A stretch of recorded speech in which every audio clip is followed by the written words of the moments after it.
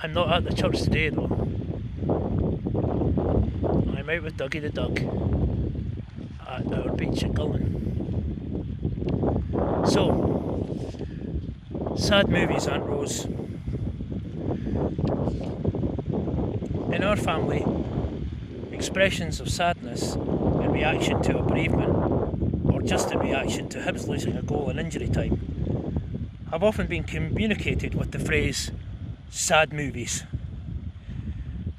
It was coined by our cousin Eric, so I have never said sad movies Martin or even sad movies Mum. We always say sad movies Aunt Rose. And I've chosen to mention Aunt Rose since Claire is very conscious that she left out Auntie when she posted a notice of Mum's passing. Sorry, cousins. Along with loving wife, mother, great-grandmother, etc., I could now add St Catherine's parishioner, cheerful and patient patient, and big issue customer. There are many more, including work colleague, but more of that in a minute or two.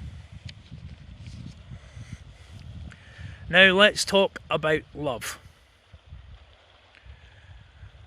Rose loved all of you.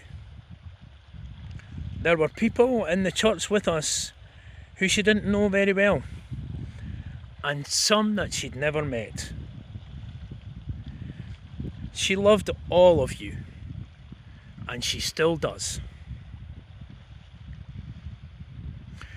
Bringing up her 4 children, Mum didn't say love very often, unless singing along to the Beatles or Joni Mitchell.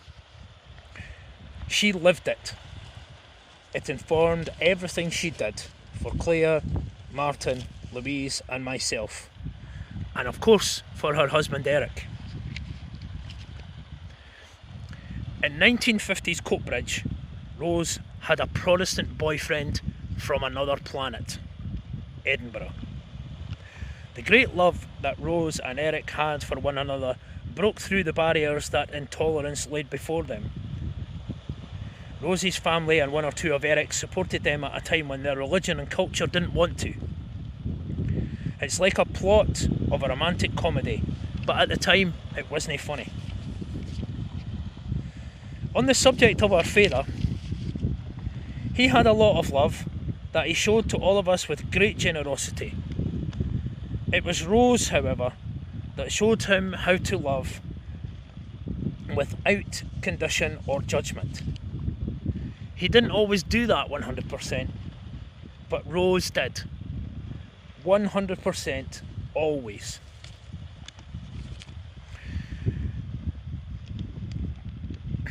More than a few of us will have heard Rose say, "Don't throw out that shoebox." She held on to empty jars despite the fact that she last made jam in 1974. Mum wanted everyone to open gifts very carefully, to keep the paper for use at some unknown future date. The shoebox thing though was actually because the guides and the brownies send shoeboxes full of little gifts to Romanian orphans that Father Mike visits regularly. Yes, she kept too much stuff in the back room, but if she thought that anyone could make use of anything, she'd happily give it all away. This bit is called "She Wasn't Just a Pretty Face." But I can't say that without first talking about how beautiful she was. Eric said that when he first met Rose, she was the most beautiful woman he'd ever seen. I invite you all to view the evidence of this online whenever you have the opportunity. Hundreds of photos, mostly taken by Eric. He spent the rest of his life knowing he'd hit the jackpot.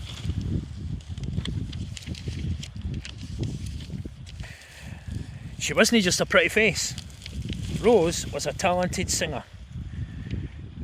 She performed on stage in her younger years, and there are a few people here who can tell...